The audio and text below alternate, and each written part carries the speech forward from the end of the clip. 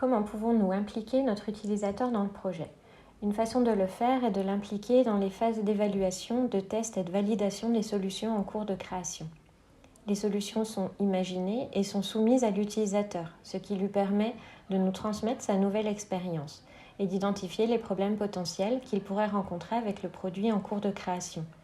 Cette implication peut se faire dès les premières ébauches de solutions, qu'il s'agisse de dessins, de scénarios ou de maquettes. Il est essentiel d'adopter cette approche itérative en impliquant l'utilisateur très tôt dans le projet. Lorsqu'il s'agit d'impliquer l'utilisateur, il est crucial de co-créer avec lui et de l'accompagner tout au long du processus créatif afin qu'il puisse imaginer et concevoir son futur produit. En engageant de cette manière les personnes ciblées par votre projet, elles deviennent des acteurs et des co-concepteurs du projet. Cette approche permet de mieux prendre en compte leurs besoins et de garantir une meilleure appropriation des solutions. Co-créer avec les utilisateurs nécessite de les encourager à exprimer leur créativité, de les impliquer en tant qu'acteurs dans le processus de conception plutôt que de simples évaluateurs de solutions. Cela implique également de se rendre sur le terrain pour les inclure dans la réflexion créative et être à l'écoute de leurs besoins. Pour aider l'équipe à préparer les séances de co-créativité, nous proposons le kit Play and Pulse, une fiche outil intitulée Travail collectif. Il est essentiel d'impliquer l'utilisateur à chaque étape du processus. Cela débute dès les premiers croquis ou les premières esquisses et cela se poursuit jusqu'à ce que le projet atteigne sa maturité. De la création de maquettes peu détaillées jusqu'aux prototypes finaux qui sont beaucoup plus élaborés, l'intégration de l'utilisateur dès le début de la réflexion créative est cruciale pour garantir la viabilité des solutions proposées. L'utilisateur contribue ainsi activement à la création des solutions en collaboration avec l'équipe projet. Il va tester, il valide au fur et à mesure de leur conception les solutions qui y sont proposées. Ainsi, ces solutions sont parfaitement alignées sur ses besoins et ses attentes.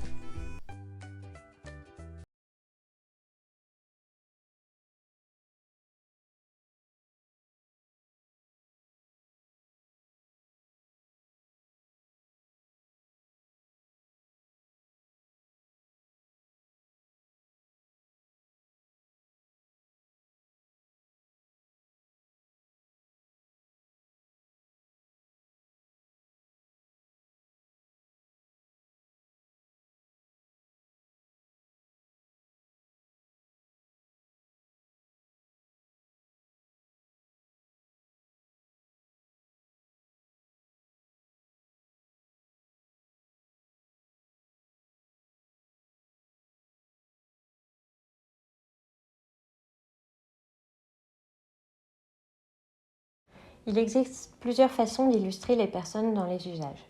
Une approche simple consiste à les dessiner. Pas besoin d'avoir de grandes compétences en dessin pour représenter des utilisateurs et créer des scénarios d'activité. Utilisez simplement des bonhommes bâtons et ajoutez des flèches ou des éléments graphiques pour représenter les mouvements. Si vous maîtrisez davantage le dessin, vous pouvez créer des personnages plus élaborés avec plus ou moins de détails. L'objectif est de donner une représentation visuelle des personnes impliquées dans les usages, même avec des dessins simples.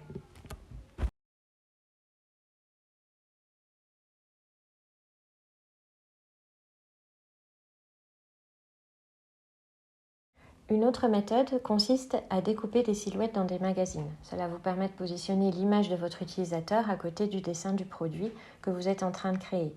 Cette approche offre une perception de l'échelle et des proportions du produit dessiné. Il est essentiel que votre utilisateur soit représenté dans vos dessins. Ainsi, en collant la silhouette à côté du dessin du produit, vous obtiendrez une visualisation plus concrète de l'interaction entre l'utilisateur et le produit.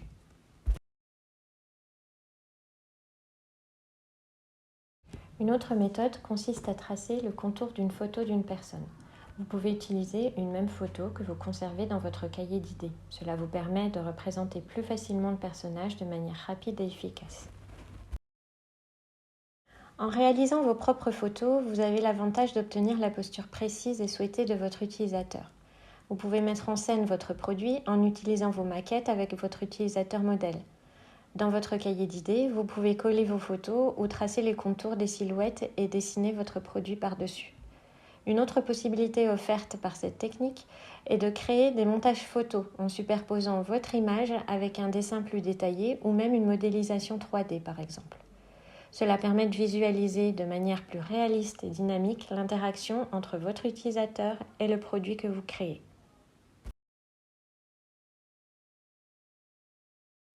Une autre technique consiste à utiliser des mannequins articulés, ce qui facilite le dessin rapide et précise les contours de l'utilisateur dans la posture requise. Ces mannequins permettent de représenter les différentes positions et mouvements de l'utilisateur de manière plus simple et efficace. En utilisant cette méthode, vous pouvez rapidement esquisser et visualiser l'interaction entre l'utilisateur et le produit que vous êtes en train de créer, en capturant les gestes et les expressions spécifiques à prendre en compte dans votre conception.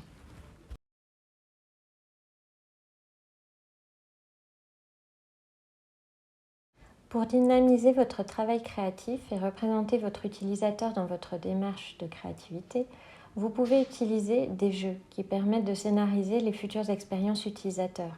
Les Playmobil, les Lego ou encore les mannequins en bois sont des outils qui vous permettent d'illustrer vos scénarios d'usage.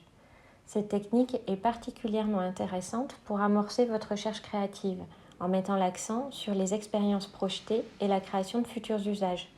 En manipulant ces éléments ludiques, vous pouvez visualiser et explorer de manière concrète les interactions entre l'utilisateur et les solutions que vous imaginez, favorisant ainsi une réflexion créative plus immersive et imaginative.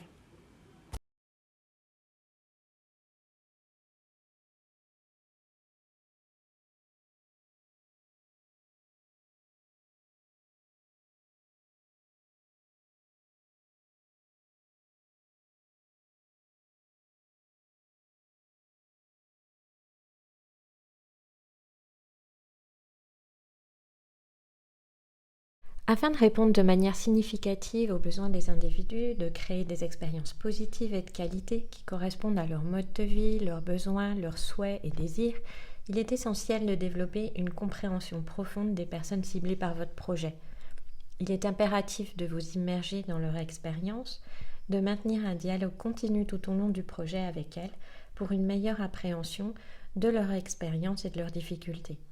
Cela exige de faire preuve d'empathie, d'être attentif à leur vécu. Cette approche repose principalement sur une philosophie de travail spécifique à notre démarche Play and Pulse.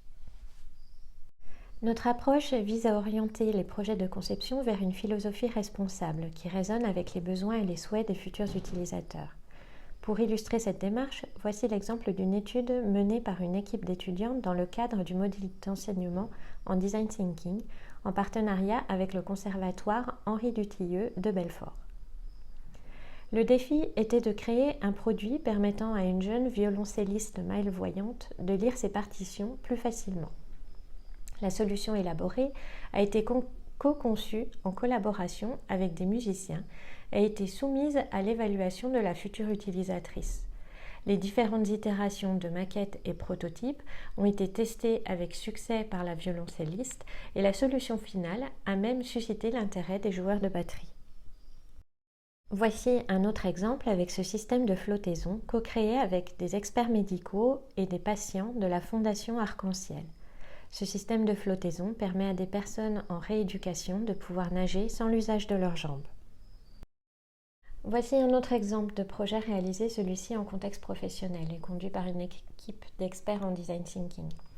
L'objectif de ce projet était de concevoir les services et les aménagements pour 3 médiathèques situées dans des communes du Doubs. La démarche d'innovation centrée utilisateur, guidée par les outils Play and Pulse, a été pleinement appliquée. À chaque étape du projet, depuis l'analyse des besoins jusqu'à la mise en œuvre des solutions finales, des séances et des entretiens ont été organisés avec les habitants des communes. Sur la gauche, vous pouvez voir des photos illustrant nos ateliers participatifs. Au centre, des visuels présentant des solutions et concepts créatifs. Et en bas à droite, une photo de la solution finale de la bibliothèque de Saint-Hippolyte, désormais ouverte au public.